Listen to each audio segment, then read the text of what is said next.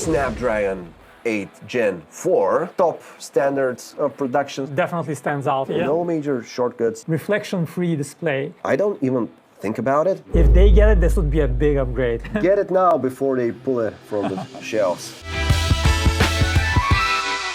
Hello everyone, welcome to PhoneArena show. It is time for season 2. Why, I don't know. We had 20 episodes so far. Which is a good number. Which is a good round number. 20 full episodes, and we thought, you know what? Maybe it's time for us to call it a season 2. You know, the French people, they divide things by 20. To say 80, you say 4 times 20. So we're like the French people. Oh, nice, nice.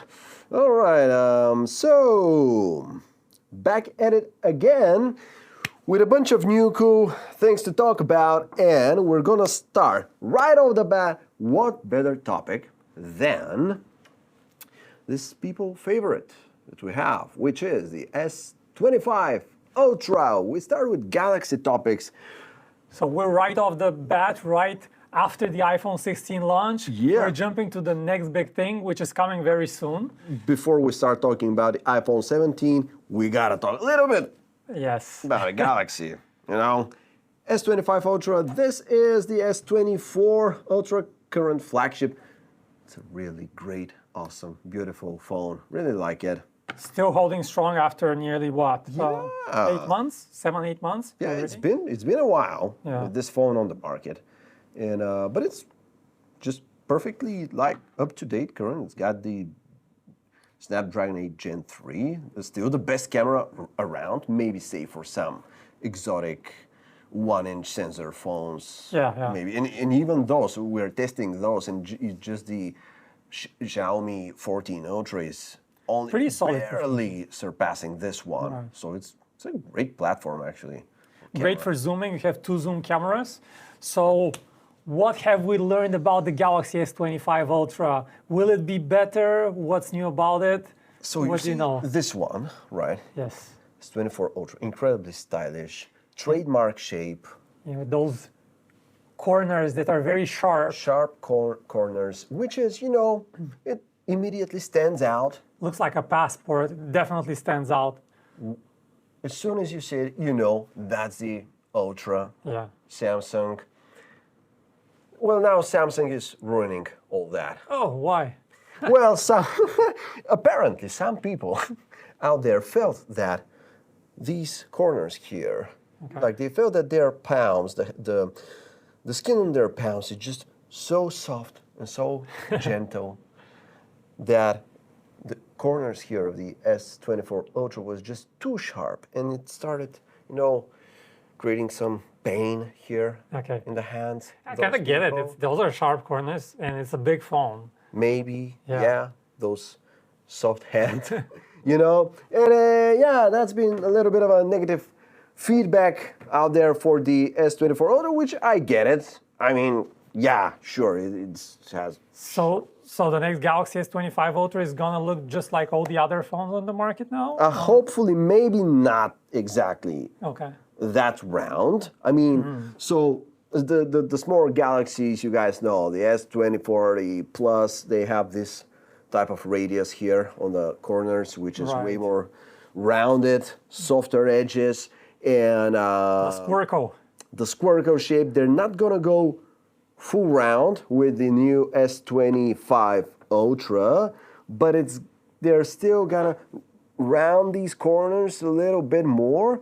Maybe kind of like something similar to the shape of the Galaxy Fold 6, latest one. It's still quite sharp, but it's slightly rounded. Okay, so it's keeping the DNA a little bit, and it's also tweaking it, so it's a kind of midway between traditional. Somewhere in the middle. We have leaked renders, which I think are more or less, you know, to be trusted. Oh, definitely, yeah. Yeah, from a trusted source. So I think they're representative. And it doesn't look bad. I don't know. I mean, I kind of like this rectangular shape. It's very recognizable. It's very pro-like. Yeah. Very pro-looking.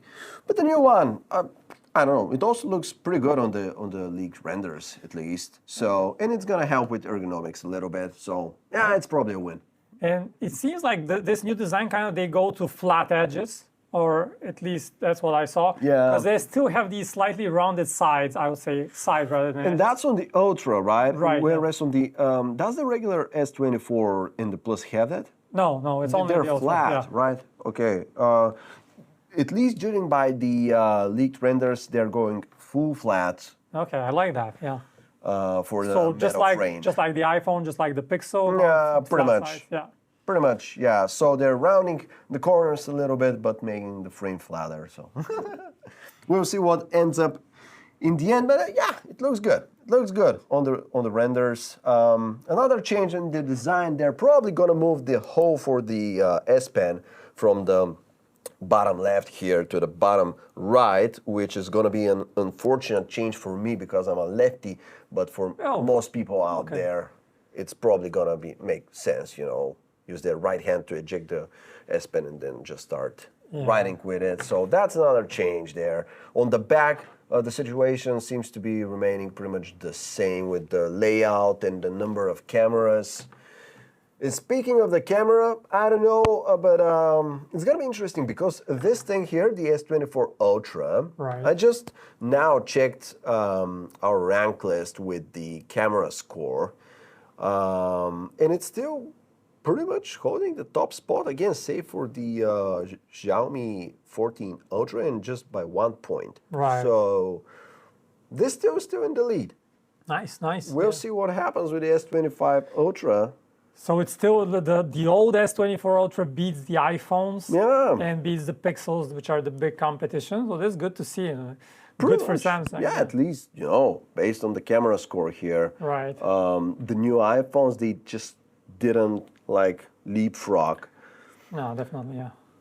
Compared to the previous generation with the 15 Pro and 15 Pro Max, the scores turned out to be more or less the same. Right. So yeah, but we'll see if Samsung will manage to make at least some upgrade. Okay, there was one very exciting rumor about the Galaxy S25 Ultra, and since I'm not that much in the loop, the rumors, like all the Chinese phones, like the flagships from Xiaomi, from Oppo and Vivo, they use a slightly bigger 1-inch type main camera sensor.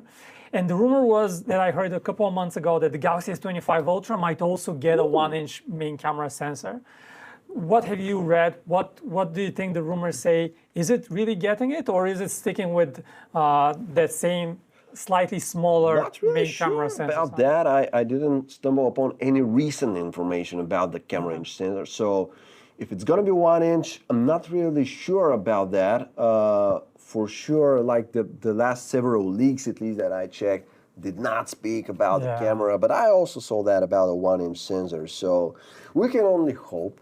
Yeah. I mean, it's not certain by no means at this point. But if recent leaks don't mention it, it's probably not very likely. Yeah, but at least, if you look at the design, the leaked renders, it almost seems to be.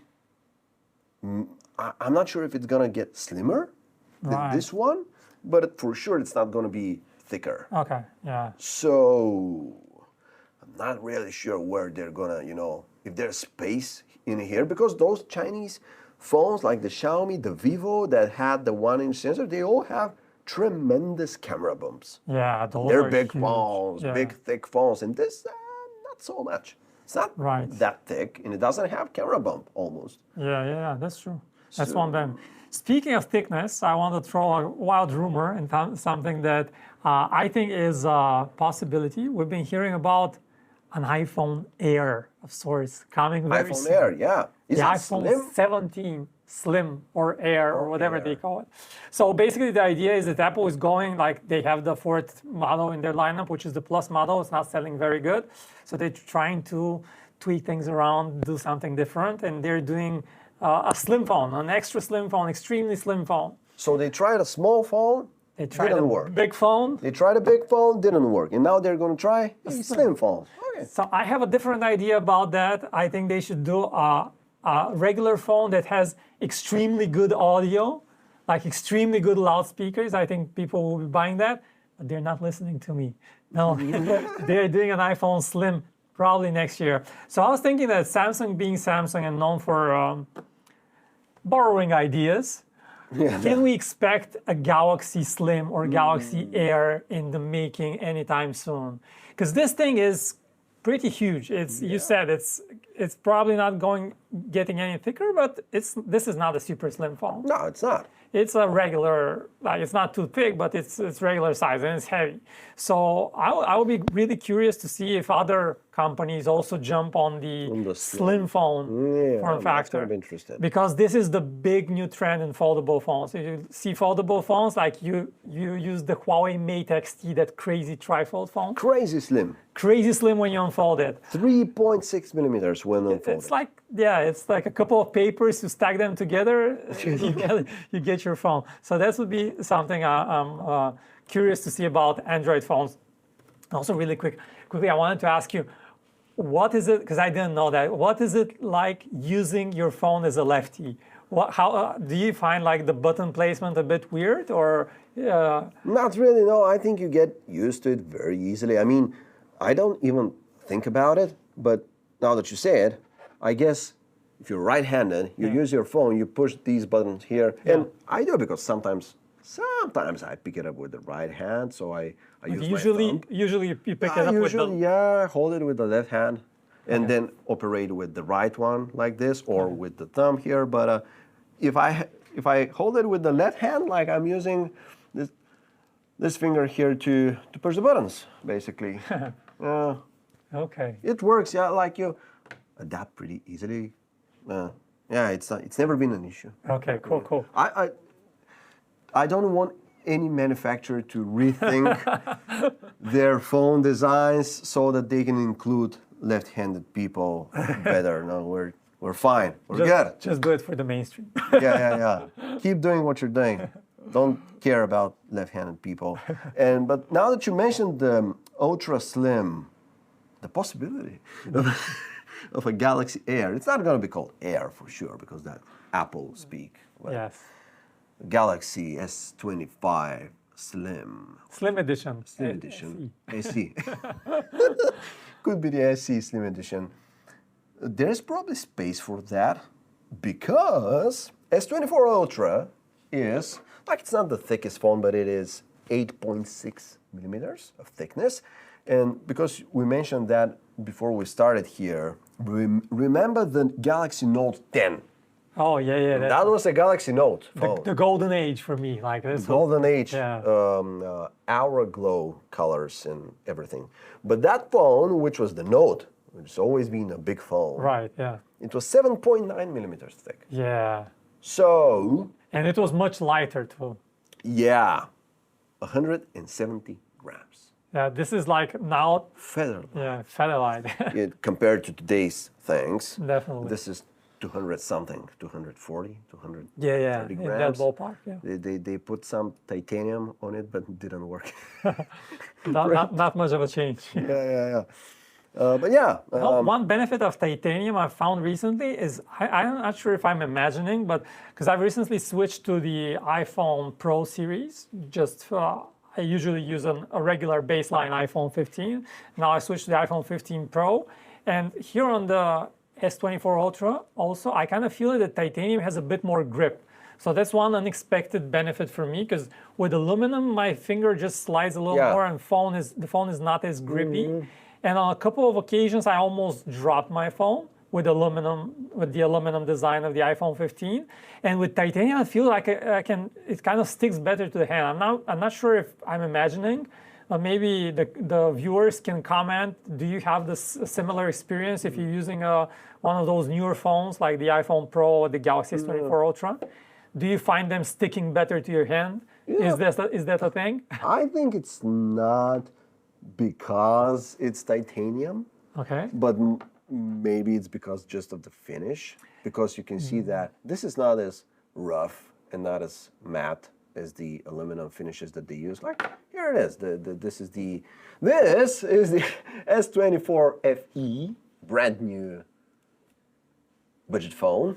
Surprise, also our next topic of conversation. Yeah, and you can see like there's just a little bit less of a shine in its finish. So I think it's because the titanium, they're not making it glossy, but it's somewhere in the middle almost. Yeah. Could be Where that. just a little bit more of a smoother texture, and that helps. Yeah. I mean, or maybe your fingers are made for titanium, No, that's platinum finishes. that probably makes a lot more sense. Yeah. But aside from that, S25 Ultra is gonna get the new Snapdragon 8 Gen 4. Let's go. TSMC, top standards of production, second generation, 3 nanometer. Yeah, that's the newest one that they're gonna use, the N3E process, Adreno 830 GPU. And that one is said to be a big improvement for graphics, right? Is it? Yeah, I think so. Oh, nice. That's all good, great news. Yeah, we don't know much else about the S25. When is it coming out? Probably at the same time as last year, maybe towards the end of January or early February. Okay. I guess. Early next year. This is what we're expecting right now. So that was pretty much the story. Again, with the S25 Ultra, we're seeing faster and faster rumors and leaks to appear. So it's speeding up the rumor mill. What was it? Yeah, and we also got a mock-up with the software, which is the other interesting thing about the new S25 phones. One UI 7? Yep. Okay. We're now almost there at the 7th iteration of One UI. It's one screenshot showing the control center. Okay. Basically, and it looks kind of like the iPhone control center, which I don't complain about. What do you mean exactly? Like what? Like I mean, you get those very rounded squares. Everything is like separated in like little dedicated islands for different toggles and stuff. Right. Some translucency going on there. Yeah. So it looks modern, stylish iPhone. Cool. One UI 7. That's it. Yep. So and then there's a mystery element to it, which is, of course, the S25 Ultra is gonna get the new Snapdragon. But what about the S25 and S25 Plus? Right. Outside of the US. So in the US, all the models are getting Snapdragon chipsets. Do you think so? I presume so. Like that's been always the case, right? Right. Yeah. Pretty much. And then with the S23 family, Okay. even abroad, outside the US, everything got Snapdragon because Samsung was having trouble with the Exynos. Yeah. Then with the S24, different stuff. Everything was Snapdragon in the US. Outside of the US, the Ultra was always with a Snapdragon, and the S24 and S24 Plus got the Exynos. This is giving me a headache. And now, next year, there are two different versions right now, so it could go either way. It's probably undecided, even for Samsung right now at this point. So, some sources are saying Samsung is having a little bit of a yield problem with the Exynos, with the new Exynos, which is actually, and we'll talk more about this when we get to the S24 FE, because it's got the Exynos 2400. Right. Yep. Yeah, that's the one, right? And so, two different options. Maybe they're having a little bit of an issue with the yields for the new Exynos chipset. So, one option is they'll get back to the S23 situation where everything across the board, across the globe, is having the new Snapdragon Gen 4. Let's do it. Please, Samsung. And then the other option is, it's pretty much this. As last year, they'll probably have the Ultra with the Snapdragon, then the smaller models have the Exynos, but if they have some other problems with the Exynos, which I don't think they will, but if they do, there's a third option, which is the Dimensity chipset. Oh, a MediaTek chipset on a Galaxy phone. Wild card. Because they already tested that with the tablets, right? The S10, Tab S10 has the Dimensity. You know what? And it's actually a pretty fast chipset, so it's a good one. But one other thing I'm just thinking about right now is the Galaxy, the signature feature of the Galaxy Tab S10 Ultra, the signature upgrade, is that kind of matte-like display, reflection-free display. The S24 Ultra had it. Now the Tab S10 Ultra also has it. And I'm really curious if that reflection-free display is coming to the S25 series. Now, S25 Ultra, yes, it's gonna get it, probably. But what about the smaller phones, the S25 and S25 Plus? If they get it, this would be a big upgrade. Yeah, for sure. Because that's my favorite feature in the S24. I think like the whole internet agrees that that's like low-key the best feature of the S24. Feedback's been pretty positive across the board, so I doubt it personally. There's no information, no rumors about that, but personally, I think they're gonna save that for the Ultra. Oh, the Ultra makes sense, but in any case, we're probably not gonna lose much, even if they switch to the Dimensity chip for the smaller S models, although because it's not that much weaker, I guess. Yeah. But probably gonna make them a tougher sell because most people wouldn't be thrilled about buying a S25 with Dimensity MediaTek. Right. Yeah. I think. So that brings us to the lower end of the market with the just released S24 FE Fan Edition. Of course, you can use it like a fan, and it's also for the fans out there. But it, correct me if I'm wrong, but it's shaping up as a pretty solid budget product, right?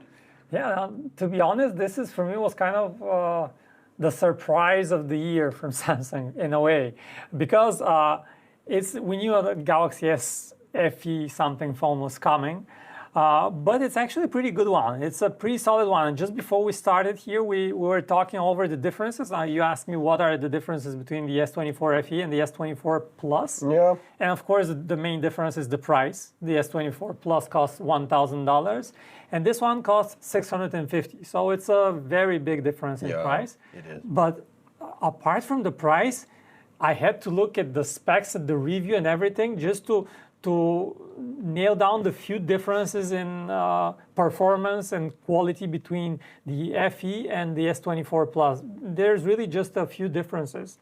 And first of all, this is about the same size as the S24 Plus. So this is not a small phone. No. This is definitely a big phone.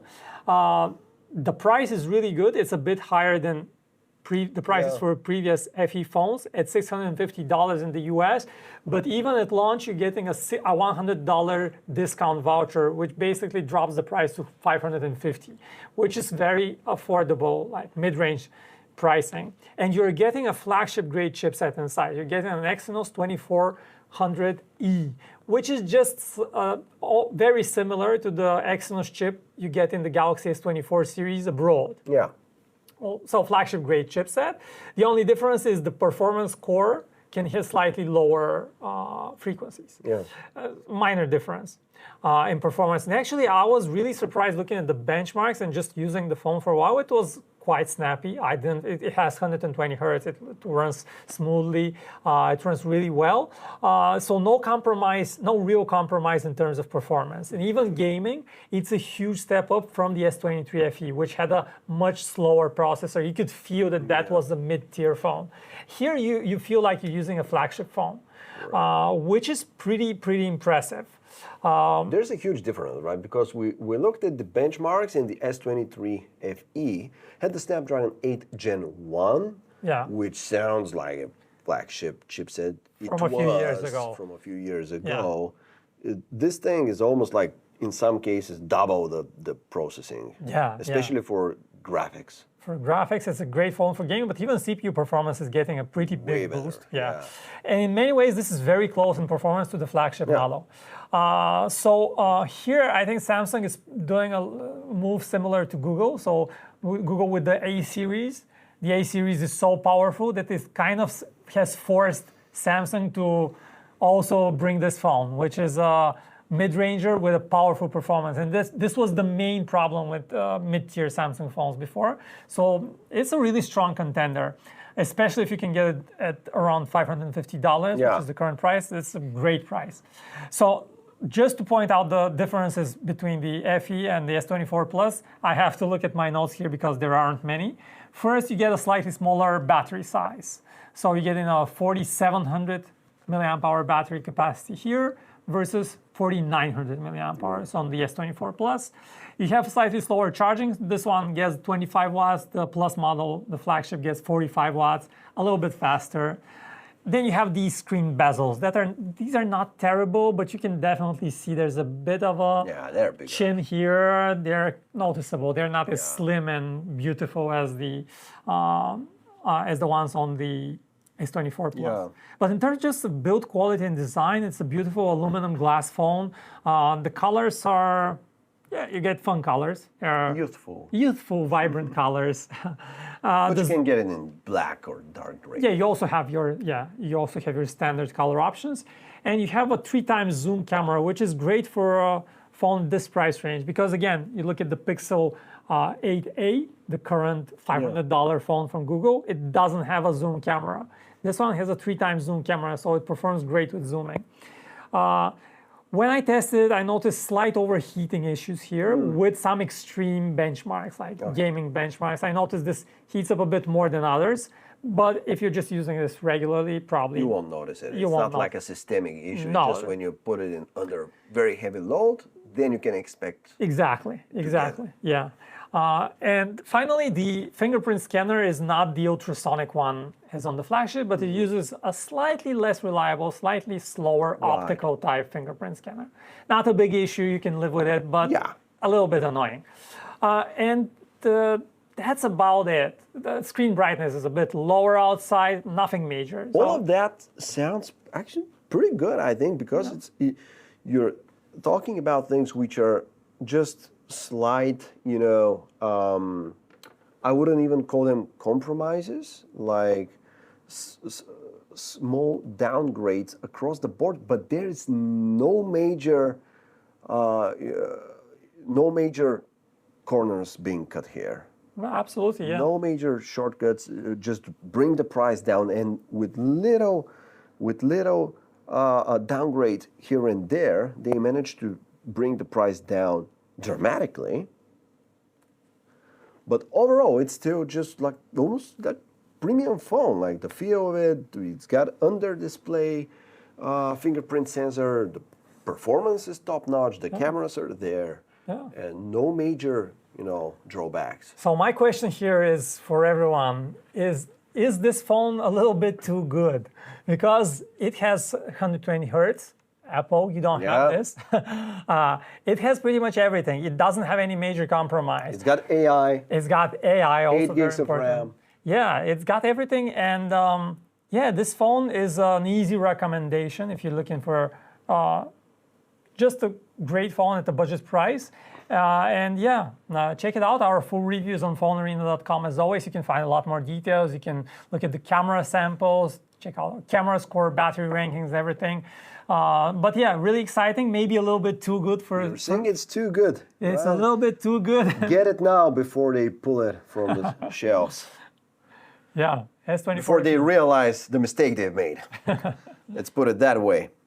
And how many? 7 years of upgrades? Oh, definitely. We forgot about this. Yeah, 7 years of software updates. It's a great package on a budget. Which brings us to the last model we're going to talk about today, which is also in the budget spectrum. A future challenger for the S24 future FE. Challenger for the S24 FE. Let's see if it's also going to be that awesome, and that is the Pixel 9a. Why are we talking about a Pixel 9a? Well, it's because of the new rumors. Credible sources again. Was it OnLeaks?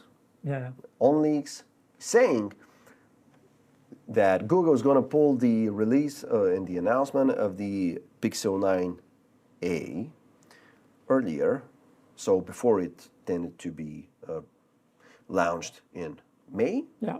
And now it's pulling that to March in a similar move to what it made with the flagship lineup the 9, 9 Pro, the Fold. So those launched in October. They released them now in, was it August? Yeah. In August. So yeah, and the same thing is happening with the Pixel 9a, which is very interesting. And what do we know about it? So we have we have the image. We have from OnLeaks, one of the best sources for leaks out there. So it's probably true. So it's very highly likely to be true. We see a very interesting switch in design for the Pixel 9a. I did not expect this. And we saw the Pixel 9 kind of switch things up with the new design. But the A series is also different in a big way. First thing that you notice, you no longer have the signature camera bar, the camera strip. No camera bar. Yeah. It almost looks as if the cameras are flush with the back. Yeah. Which is very interesting. We used to have this on phones years ago, and it was really cool. Your phone wouldn't wobble when you put it on the table. The iPhone 4 had the camera flush with the back. Yeah, we're talking about phones from what 10 years ago. So this was a surprise for me. I did not expect this kind of design, but I kind of like it. Yeah, very minimalist, very simplistic, different from. They probably didn't make the cameras worse than last year, so it's probably the same or better camera. They managed to, if they manage to make it in such a design that there's actually practically no camera bump, that's going to be a win. Yeah, but we're going to see about that. We're not sure from this one leaked image if that's actually going to be the case or if there's going to be a slight bump after all. But it looks exciting. And the rest of the design actually looks like a win as well. Right. Like, we can see, at least from the leaked renders, that the bezels around the display are also quite thick, like probably very similar to what we're having here in the FE, if not a little bit thicker. That was the big problem with the Pixel 8a, the current generation, the A series. It has these thick bezels that just are driving me nuts. The design is like, okay, I get it. It's a budget phone, but it really looks like the iPhone XR. It gives me iPhone XR vibes. This one as well, I think the next one, the 9A, again, they seem to be thick, but at least they're symmetrical around the screen, unlike the FE, which has a little bit of a chin. Right. So that's what we're seeing here. And unfortunately, no zoom camera. So we're just talking about the FE here. Great phone for about the same price, a little bit more expensive. But this one has a zoom camera. And we need to have zoom cameras on mid-range phones. Here's my plea to everyone. Just make mid-range phones with a zoom camera. And the Pixel 9a seems to only have 2 cameras, main and an ultra-wide, supposedly. Supposedly it's the main and the ultra-wide. And yeah, you have your sensor crop at 2x. Yeah. Which is great. Yeah, it's better. But it's not dedicated. Right. Yeah. 3x. So let's see if we have anything else about the 9A. Of course, it's most probably gonna get the Tensor G4 chip, same as the current flagship lineup with the Pixel 9. Of course, launched with Android 15. The display rumored to be around 6.1 inches of diagonal, a little bit smaller than the Pixel 9, which has the 6.3-inch size. And at this point, I think that's more or less it. Yeah, it's interesting to see just the launch, the release window move to March. Because most budget phones, I'm talking about devices like the Galaxy A series, the Galaxy A35, the A55, they launch in that time period. We're expecting the new iPhone SE next year after a long wait, a long hiatus. It's coming probably around March as well. So it's going to be a very busy period for budget phones. And Google is going there with the big guys. Head on. And previously it used this May release window to kind of stand out a little bit because nobody, even a few years back, it used to release the A series even later during the summer in June, July, I think. And now it's moving them earlier and earlier. So it's interesting to see Google becoming way more ambitious with its phones and trying to capture more of that market share. But I just don't see many exciting new features in the Pixel 9a, to be honest. But let's see. The design is definitely intriguing. The design stands out. It stands out, but let's see. The price, we don't know. But Yeah. It's going to go pretty heavy on the AI stuff for sure. Oh, that's, yeah. Generally shapes up as a very interesting end of Q1, beginning of Q2. Now that, because I read the other day that Apple is said to have reduced the amount of orders for 16 series. At the same time, they're starting the production for the SE 4, or what is supposed to be the SE. Is it the 4th gen? Yeah, SE? yeah.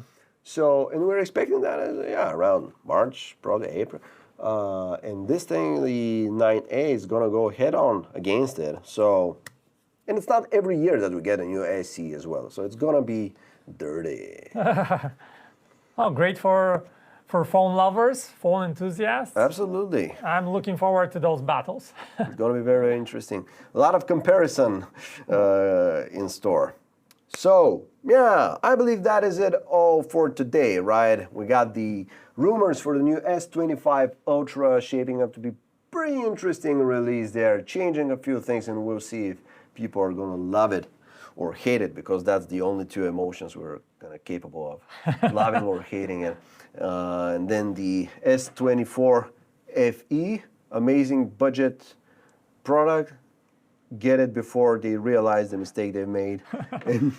and then the Pixel 9a coming earlier next year around. They're looking to launch it maybe around by the end of March. So aggressive timing by Google there, old Google getting aggressive. And that was it for the PhoneArena show. For today, if you want to support it, subscribe to the channel, like the video, share it with your friends and family. And love Comment right below, what do you think about these new phones? What do you want to see us talk about next? Let's hear what you think, guys. Absolutely. Bye for now, and we'll see you next time. See you around.